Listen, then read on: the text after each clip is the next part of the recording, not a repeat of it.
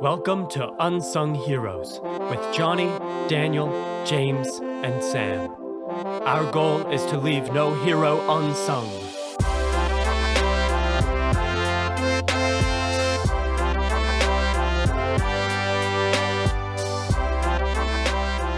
Welcome to the Unsung Heroes podcast. I'm Johnny and I'm joined with a few of my friends. We have Samuel.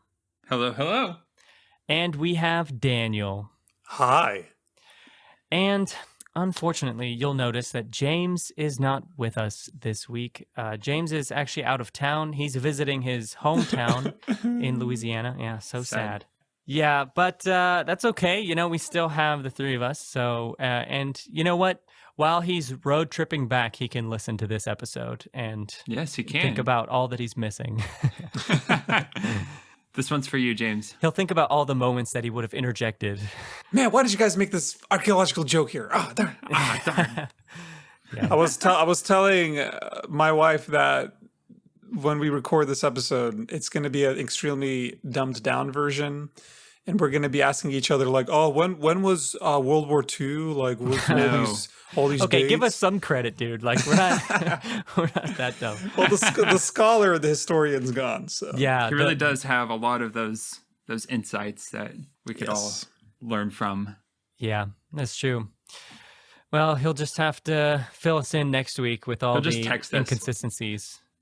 Well, yeah, I'm sure like next week he'll be like, okay, here are my notes from last week's episode. I'm just going to fill you guys in. Yeah, but this week I'm the one presenting, and I've got a pretty interesting person here to talk about. Her name is Mary Fields, or Stagecoach Mary, as her what was her nickname. Pretty interesting.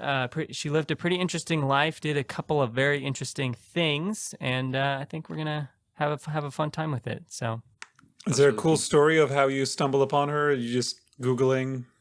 Yeah, mostly just Googling. I wanted to find somebody from this kind of time period, which was the late 1800s, mid to late 1800s, kind of in the U.S., the transition from slavery out of slavery. Interesting. So I found this person, Mary Fields. She actually was born a slave in 1832. And so she was already 33 years old when slavery was outlawed and she gained freedom. Wow, so she probably saw a lot of crazy things in her lifetime. Well, you know, what's interesting is actually not very much is known at all about her life in slavery. She was in Tennessee. She was an enslaved person for that entire time growing up, but there's not actually very much known at all about her early life, or even like up until she gained freedom, actually. So I feel like that's an unfortunate pattern that we see kind of, I don't know, in the history of the U.S. Like, I mean, you just don't get much information about the history of like specific biographies of slaves or. Yeah. When was she born? 1832. 1832. So like 100 years after her in Tennessee was Vivian Thomas, and he had to endure, you know, a bunch of hardships, but kind of in Tennessee is where he kind of started cementing his medical professional career. So in just 100 years, it's like so much changed, yet at the same time, so much was still very some of those similar. cultural, I don't know, cultural issues were probably still active. Well, you know what's interesting is that Mary Fields' story actually kind of does show some of that change, like from, you know, she was in slavery at this point, and then by the time she actually died, you know, you can actually tell, like, there are points in her life when you can see things are changing. She's like getting different positions and stuff like that. But I'm getting a little ahead of myself there, but you'll be able to see that change a little bit. Wow, that's awesome.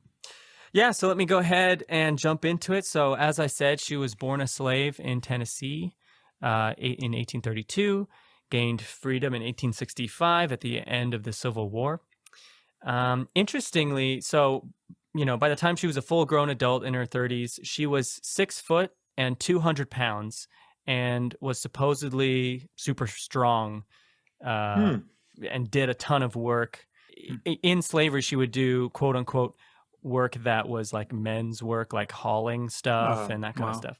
So it's pretty interesting. Just that kind of tidbit, which also comes up later in her life. But so after she gained freedom, she worked in the home of Judge Edmund Dunn. She was kind of taking care of their children and doing work around their house and property. So in 1883, so this is, several years later, Dunn's wife dies. And so Mary has to actually take the children to live with their aunt. And the children's aunt was actually a Catholic nun, Mother Mary Amadeus. And she lived in a convent in Ohio.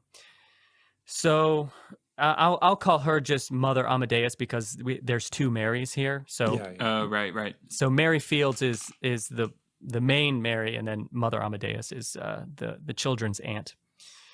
And there is kind of a rumor about this connection here. Some people think that Mary Fields actually knew Mother Amadeus when they were both children, and Mary Fields was a slave.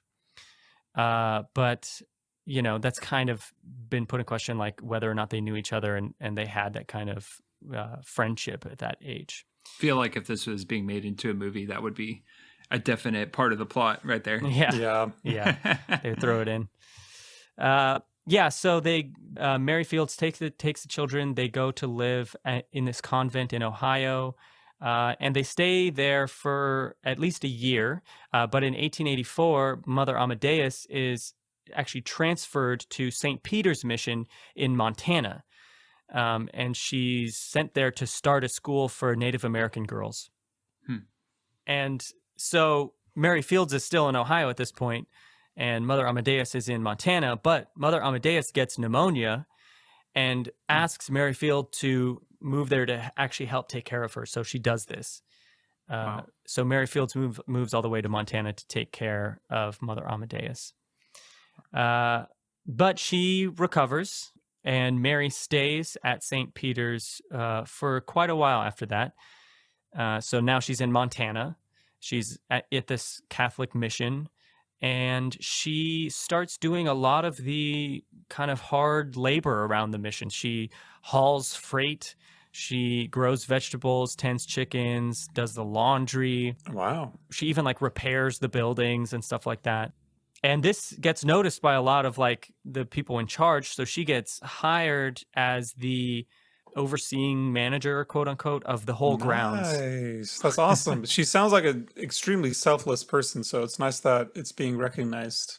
I know. Just being willing to follow wherever these people need her is just quite an impressive attribute. Yeah, and just to put that much hard work into this Catholic mission, Right.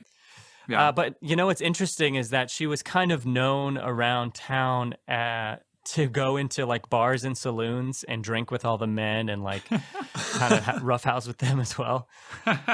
So it's kind of weird. She had this obviously compassion and selflessness of helping out in the mission, but she was also kind of this roughhouser a little bit. Well, sorry guys, can't go to the saloon today. I'm helping out in the mission. Yeah, I have to teach the orphans. I'll drink with you later. So what's interesting is this whole being in the bars and saloons actually leads to an incident in 1894. So this is 10 years after she moved there. And she's kind of this manager of the grounds. She has this incident with one of her subordinates. There was a man who was working for her as one of the groundskeepers or, one of the laborers. And he apparently did not like that she was in charge of him or that she got paid more than him. It's not really sure what it was about, but it was had to do with his subordination, and he didn't like that she was in charge of him pretty much. So it could have been a racial thing or gender thing. Yeah, but this actually supposedly, according to rumors, this led to a gunfight. Actually, oh wow, in which I don't think anyone was actually hurt, but this did kind of put a bad light on her in the eyes of the Catholic diocese. So the bishop actually fired her from her position. Oh, you're fired for firing your gunfire. Yeah, right. Which is really unfortunate, but it did kind of let her move on to some more interesting things. So she stayed in Montana, and she actually opened up a restaurant in Cascade, which she would generously serve food to people even if they couldn't pay. Wow. So that kind of also shows more of her like graciousness and generosity, But unfortunately, that actually led to the restaurant not lasting very long. And I was about to say, I'm like, that's great, but how did the restaurant do? Yeah, no, she had to close it down after only 10 months, unfortunately. But this is where it gets pretty interesting. And this is after this point is when she starts to get this nickname, Stagecoach Mary. So in 1895, so she is 63. Okay. She actually acquires the contract for a star route of the U.S. Postal Service. So let me kind of explain. What now? Yeah. Let me explain what that means. So the U.S. Postal Service at this time technically didn't hire anyone to deliver mail. They actually contracted out the delivering of mail. Oh. Huh. So they actually would sell these contracts to individuals or organizations who could then run the routes themselves or hire workers to run the route and kind of run it as their own miniature business under this contract. So it's a pretty interesting system, but in essence, they kind of like had this application and selling process of these contracts to see like who individual or organization could like run this certain route in this certain area of the country. Wow. So, in order to get the contract, you had to actually prove that you had the means to deliver the mail, and you have to pass this application process. Interesting. Yeah, so Mary won the contract because she was the fastest applicant to hitch a team of 6 horses. Okay, she's 63 years old. Oh my gosh. Of all the applicants in this star route in Montana, she was the fastest to hitch a team of 6 horses. That's insane too, because I imagine Montana would have a lot of very capable people when it comes to horses. Right. Yeah. I could just imagine like this being like a little contest. Just imagine if we did that nowadays. Like that would be like put that on TV or something like that. Like little races. I wish that mail was still delivered by horse. That would be great. That would be cool. Yeah. But this so she becomes the first African American woman to work for the U.S. Postal Service. Wow. And to become a mail carrier. Yeah. Oh, that's quite the title there. Yeah. It is an accomplishment, especially at 63. Like, yeah, that's true. That could be so easily neglected. Like that's the point that I kept thinking about as pretty impressive. I doubt I could at 63 become a mail carrier, like hitching 6 horses, right, and driving across Montana to deliver mail. I would have loved to have seen her in action. Like delivering mail and just like hitching the horses. How she would have done that so quickly. Man, if she was a thing now, she would be such a local hero in the area. You'd get like Reddit posts about her every day. Well, yeah. So what's interesting is that she actually does kind of go on Reddit. No, she kind of becomes a local, I wouldn't say hero, but like a local celebrity sort of in Cascade, Montana. Wow. So she drives her route with horses and 1 mule named Moses. I thought that was Thank you for that pertinent information. I thought it was just a funny piece of information. A mule named Moses. It's a great name for a mule, I think. But she gains this reputation for being extremely reliable with delivering mail. Some sources say she never missed any deliveries. Oh. Wow. And so this is when she kind of earned the nickname Stagecoach Mary, because she was just so reliable with delivering this mail. Gotcha. And so, Montana is not an easy place to live, let alone drive across to deliver mail. She didn't necessarily drive across all of Montana. She had a specific area in Montana, kind of between Cascade and where this Catholic mission was. But it gets pretty snowy up there. So when there was too much snow for her to drive her horses, she would deliver the mail on foot in snowshoes. Really? Yeah. That's crazy. She had like this Santa Claus type sack thing that she would sling over her back and then just like walk through the snow. Yeah. Wow. Which again, she's in her 60s. Like that's the part that I'm like, that's so impressive. She will go through field and snow. Yeah. Through fast rushing rivers and trees. Yeah. Just to deliver the mail. But I mean, when you think about it, like we think these days we're like, okay, mail, big deal. So you're giving people bills. But like back then, that was like the main means of communication. That's that true. Yeah, that's true. Such an important way to, I don't know, contact anybody outside of your town or even within your town. Mm-hmm. Yeah. So I feel like while we recognize that mail was a big deal back then, I think we don't know the extent of how important it was because we just don't live in it. Right. Yeah, good point. Yeah, today, like, the only mail that I get is maybe a random birthday card from a grandparent. Like, if it's not that, then it's junk mail and bills. Like, that's it. Right, exactly. Yeah. Well, maybe I'll send you a letter. Right. Yeah, no, but oh, wait, Sam, You're welcome. Wow. Now, Johnny, you feel bad. That. You don't even know my address. Okay, I will. For any listeners wanting to send me anything in the mail, here's my address. Just how about you give it right now on the podcast? We'll make Monday like Mail Johnny Day. Dude, I should, that'd be interesting if we like set up a PO box or something and we could like go and fan mail, get some fan mail. Wow. Maybe if we get enough listeners, we could start doing that. Yeah, we can do episodes where we open up the letter like. Yeah. Wow. This is from Josh296. Your podcast sucks. Okay. All right. Okay. We're not leaving that one. Well, we should really vet these. You'd think we'd vet these before we release, but yeah. So she does this for 8 years. To 70 in her 70s. Yeah. Right? Yeah. Wow. Yeah, exactly. Until she was 71. And she does it all on her own with these horses and on foot.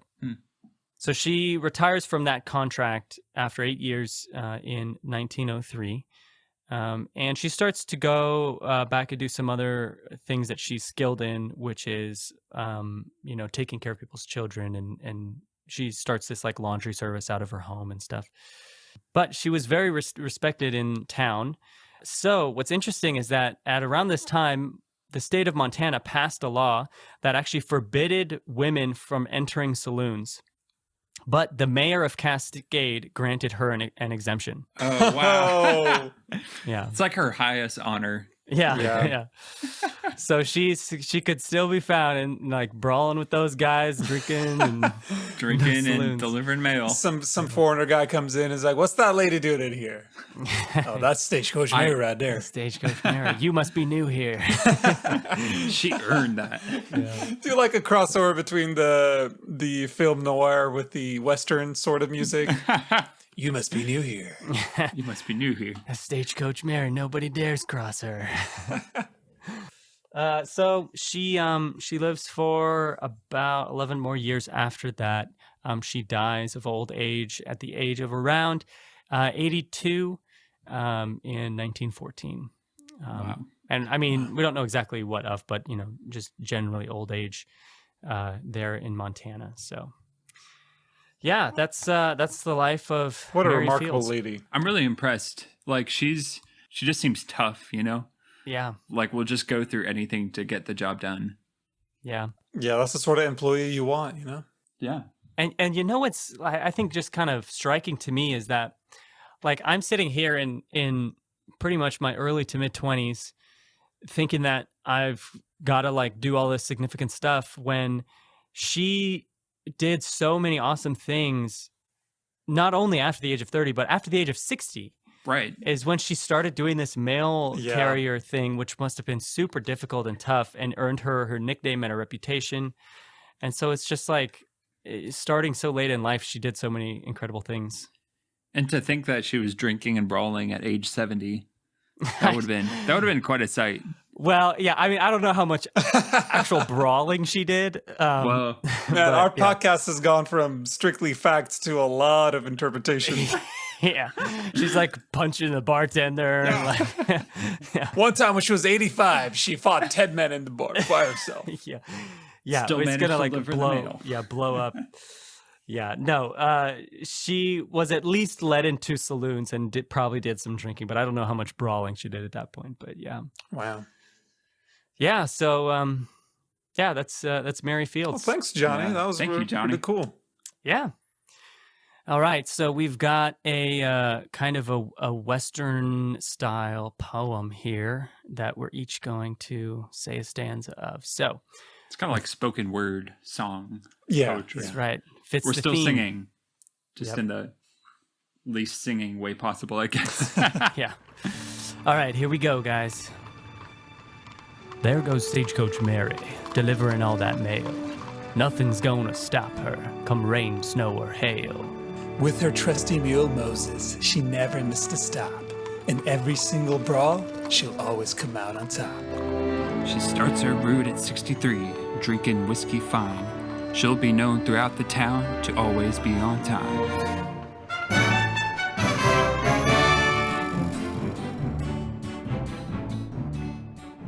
All right, so there we go. Another song sung, another hero sung about. Good work, guys. Yeah. Good job, all. Yeah. Any closing thoughts, guys? I feel like I need to go thank my mailman, or just tell him that somebody in their 60s could be doing it better. Oh, okay. Well, that's not the nicest thing to say. Gotta admit, you had us in the first half, man. Yeah, I know.